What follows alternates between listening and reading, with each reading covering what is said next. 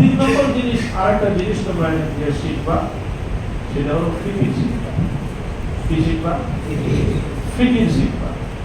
আমরা তোমাদেরকে সহি ফিকির করা শিখাবো। হাতের কাজ কি? হাতের কাজ কি মানুষের বলতো?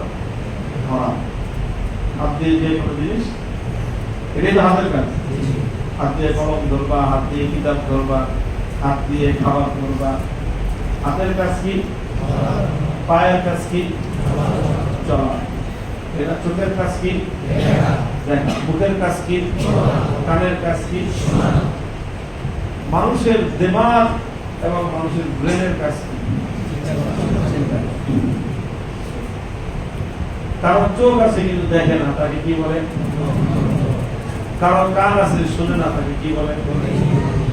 কারণ মুখ আছে কিন্তু সে বলতে পারে না। কারণ হাত আছে সে ধরতে পারে না, তাকে কি বলে? কারণ পা আছে চলতে পারে না, তাকে বলে? অর্থাৎ সে প্রতিবন্ধী। সে কি শারীরিক প্রতিবন্ধী। এটা কাউকে আল্লাহ পাকের পক্ষ থেকে কারো এই অসুখ হইতেই পারে, এটা তার কোনো দোষ না। এটা দোষ তার? এটা তার কোনো দোষ না, এটা তার কোনো দোষ না। কিন্তু কেউ যদি এরকম হয় যে আল্লাহ তাকে হাত দিয়েছেন, সে একটা হাত ইচ্ছা করে সে হাত দিয়ে কোনো সময় কিছু ধরে না, এইভাবে বছরের পর বছর চলতেছে। এই হাতটা এরকম চাইছে যে হাত দিয়ে সে কোনো সময় কোনো কিছু ধরে না। এক বছর পরে দেখলে তার সেই হাত অফে হয়ে যায়। না ধরতে না ধরতে না ধরতে এই হাত কি হয়ে যায়? বিকল হয়ে যায়। বুঝছো কথা? পা একটা পা বাইন্দা চেয়ে দিছে, এই পা দিয়ে সে চলে না। এক বছর যদি, এক বছর লাগবে না, 3-4 মাস এরকম হইলেই এই পায়ের মধ্যে নানা সমস্যা দেখা যায়, কারণ পা দিয়ে মানুষ চলতে পারে না। এই যে অনেক সময় মানুষের হাসপাতালে ভর্তি হয়, হ্যাঁ, হাত পায়ে কোনো অপারেশন হয়, মানুষ ডাক্তারের কাছে দ্রুতই যতদিন রেস্টের দরকার তারপরেই তাকে বলে যে একটু হাঁটাচলা করবে। কেন? কারণ না হাঁটলে পায়ের যে কাজ, চলার শক্তি কি হয়ে যায়? শেষ হয়ে যায়। হাতের যে ধরার শক্তি, এটা নষ্ট হয়ে যায়।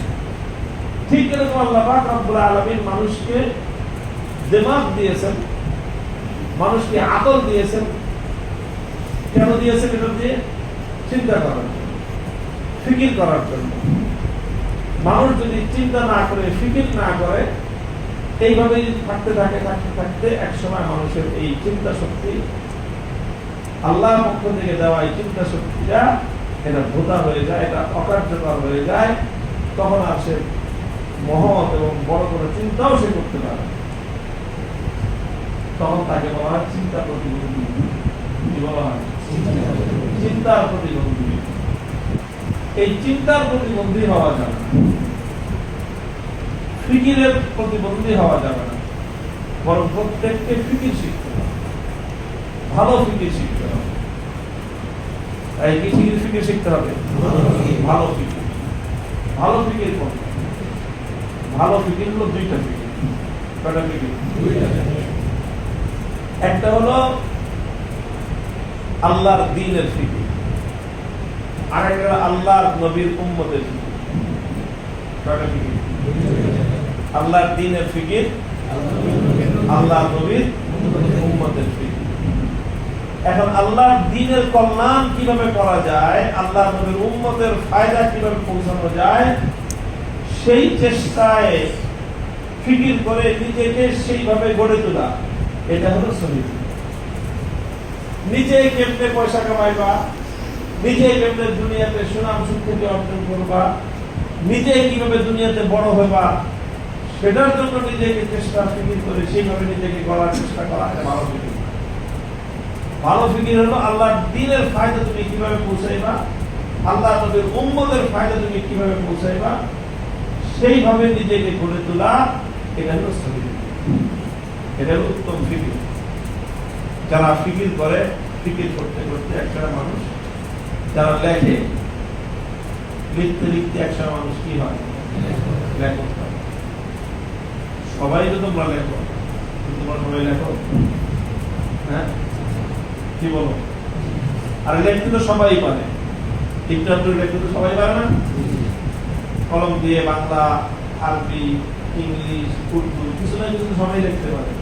সবাইকে লেখক বলে? লেখক কাদেরকে বলে? লেখক শুধু লিখতে পারলে হয়, এটা ভালো লেখা পারতে হয়, এটা সুন্দর করে একটা জিনিস যারা লিখে মানুষকে বুঝাইতে পারে তাদেরকে কি বলা হয়? তো যেরকম ভাবে শুধু লিখলেই লেখক হয় যায় না, শুধু যেরকম এলোমেলো চিন্তা করলেই চিন্তাশীল হওয়া যায়। তোমরা সবাই চিন্তাশীল আলেম হবা। জামিয়াতুত তারবিয়া তার প্রত্যেকটা ছাত্রকে, তার প্রত্যেকটা সন্তানকে মুফাক্কির আলেম বানাইতে চায়। তুমি ফিকির করবা আল্লাহর দ্বীন নিয়ে, তুমি ফিকির করবা আল্লাহর নবীর উম্মতকে, যে তুমি কিভাবে এই দ্বীনকে আল্লাহর দ্বীনে আরো বেশি ফায়দা পৌঁছাতে পারো, তুমি কিভাবে আল্লাহর দ্বীনকে আরো বেশি দুনিয়াতে ছড়াইতে পারো, তুমি কিভাবে আল্লাহর দ্বীনকে দুনিয়াতে গালের করতে পারো, এইসব নিয়ে তোমার মাথার মধ্যে ফিকির চলতে থাকবে। তুমি কিভাবে আল্লাহর নবীর এই উম্মতকে, যে বিভ্রান্তির দিকে, গোমরাহির দিকে উম্মত ছুটছে, এই উম্মতকে এই গোমরাহির হাত থেকে কিভাবে রক্ষা করা যায়, এই উম্মতকে ধ্বংস করার জন্য দুনিয়ার কত শক্তি অপচেষ্টা চালাইতেছে, সেই অপশক্তির মোকাবেলা করে কিভাবে এই উম্মতকে ক্ষতির হাত থেকে রক্ষা করা যায়, এইসব ফিকির তোমার মাথায় থাকবে। যদি তোমার মাথায় এইসব চিন্তা করতে থাকো, উত্তম এবং উন্নত চিন্তার মাধ্যমে তুমি একদিন মুফাক্কির হতে পারবে ইনশাআল্লাহ। একজন মানুষ, একজন আলেম যখন মুফাক্কির হয়, একজনের ফিকিরের দ্বারা পুরো উম্মতের অনেক কল্যাণ এবং ফায়দা হবে। এই জন্য আমরা কোন প্রতিবন্ধী আলেম তৈরি করতে চাই না। প্রতিবন্ধী আলেম কাকে বলে? যার হাত চলে, যার পাও চলে, মুখ চলে, কান চলে, তার সব চলে, কিন্তু শুধুমাত্র তার দিমাগ চলে না, সে হলো কি? প্রতিবন্ধী আলেম। আমরা এরকম প্রতিবন্ধী আলেম চাই না। আমাদের এখান থেকে যারা পড়াশোনা করবা, ফিকির শিখবা। ফিকিরটা তোমরা প্রত্যেকে শিখবা। ফিকিরটা শেখার জন্য দুইটা মার্জা এবং দুইটা সূত্র তোমাদেরকে বলতেছি। কয়টা সূত্র? একটা সূত্র হলো তোমাদের শিক্ষক যারা আছে, আলহামদুলিল্লাহ আমাদের এখানকার শিক্ষকরা তারা একটা ফিকিরের উপর আছে, জজবার উপর তারা আছেন আলহামদুলিল্লাহ। তোমরা তাদের কাছ থেকে বিভিন্ন সময় সুযোগ পাইলে এই জাতীয় বিষয়ে কথা বলবে, যে বিষয়টা চিন্তা করবা নিজেরাও, আল্লাহর দ্বীনকে নিয়ে, উম্মতকে নিয়ে উস্তাদদেরকে জিজ্ঞাসা করবা, তখন উস্তাদরা তোমাদের প্রশ্নের জবাবে তোমাদেরকে অনেক কথা বলবে, যেটা তারা তোমাদের সহি ফিকির করে উঠবে। আর দ্বিতীয় আরেকটা হলো আমাদের বড়দের, আকাবিরদের মালফুজাত এবং তাদের কিতাবের কথা, তাদের কথাগুলোর কথা, মালফুজাত বলা হয়। এই মালফুজাত পড়ার দ্বারা, বিশেষ করে যারা একটু উপরের দিকে পড়ে, কাফিয়া থেকে শুরু করে উপরের দিকে, মাঝে মাঝে বিকালবেলায় শুধু খেলাধুলার মধ্যে সময় কাটানো। মানে খেলাধুলা তো মাঠ সুন্দর আছে, পরিবেশ আছে, তার থেকে সবাই খেলতে হবে, একটু হাঁটো, মুক্ত বাতাস খাও, একটু বিচরণ করো, সুন্দর পরিবেশ আছে, সব আছে। একটা বই নিয়ে এক জায়গায় বসে পড়ো, একটা মাল বুঝা থাকো, একটু একটু করে পড়ো। হাকিমুল উম্মত রহমতুল্লাহ আলাইহি, শাইখুল ইসলাম মাদানী রহমতুল্লাহ আলাইহি, হাকিমুল ইসলাম কারি তৈয়ব সাহেব রহমতুল্লাহ আলাইহি, মুজাহিদ আজমুল্লাহ শামসুল হক তৈয়ব রহমতুল্লাহ আলাইহি, হযরত হাফিজ হুজুর রহমতুল্লাহ আলাইহি, আলী মিয়া নদভী রহমতুল্লাহ আলাইহি, আবুল হাসান আলী নদভী রহমতুল্লাহ আলাইহি, তারপরে তোমার মনজুর রহমানী রহমতুল্লাহ আলাইহি, বর্তমান সময়ের জাসতির আল্লামা তকি উসমানী দামাত বারাকাতুহু, এইরকম যারা যারা আছেন, এই সমস্ত মুফাক্কিরিন আমাদের শেখ হাদিস রহমতুল্লাহ আলাইহি, ওনাদের মালফুজাত আছে, বয়ান আছে, এই সমস্ত আকাবিরিনদের বয়ান, মালফুজাত, এগুলোর দ্বারা কিভাবে নিজেদের ফিকির করতে, ফিকির শিখবা, কিভাবে ফিকির করতে হয়। ফিকিরের রোগ যদি সহি থাকে, ফিকিরের রোগ যদি সহি থাকে, তাহলে তোমার জন্য ইনশাআল্লাহ তোমার এই ফিকিরের দ্বারা আল্লাহ পাক রব্বুল আলামিন তোমার সামনে এক নতুন দুনিয়া খুলে দিবে। ফিকির করা, আমি ফিকির কতটুকু শিখলাম এটা চিন্তা করবা। তুমি সুন্দরভাবে চিন্তা করতে পারো কিনা, ফিকির করতে পারো কিনা। অনেক মানুষ আছে দুনিয়ায় কি হইতেছে এগুলো নিয়ে তার কোনো খোঁজ খবর নেই। লাভ আছে, গাজায় কি হয়েছে না হয়েছে, ফিলিস্তিনে কি হয়েছে, ভারতের মুসলমানদের কি হয়েছে, বাংলাদেশে আগামী দিনে ইসলাম কি হবে, এত কিছু চিন্তা করে লাভ আছে? আদার ব্যাপারে যাদের খবর না, নিজেরটা নিজে চিন্তা করবে। এই সমস্ত অহেতুক ফালতু কিছু মানুষ আছে যাদের কথা এরকম না। কুনতুম খায়রা উম্মাতিন উখরিজাত লিন-নাস, তোমরা সর্বশ্রেষ্ঠ জাতি। আল্লাহ পাক রব্বুল আলামিন তোমাকে তোমার নিজের ধান্দা করার জন্য সৃষ্টি করেন নাই, তোমাকে সারা দুনিয়ার মানুষের ফিকির করার জন্য আল্লাহ সৃষ্টি করেছেন। তো আল্লাহ বলতেছে আমি তোমাকে সারা দুনিয়ার মানুষের ফিকির করার জন্য সৃষ্টি করছি।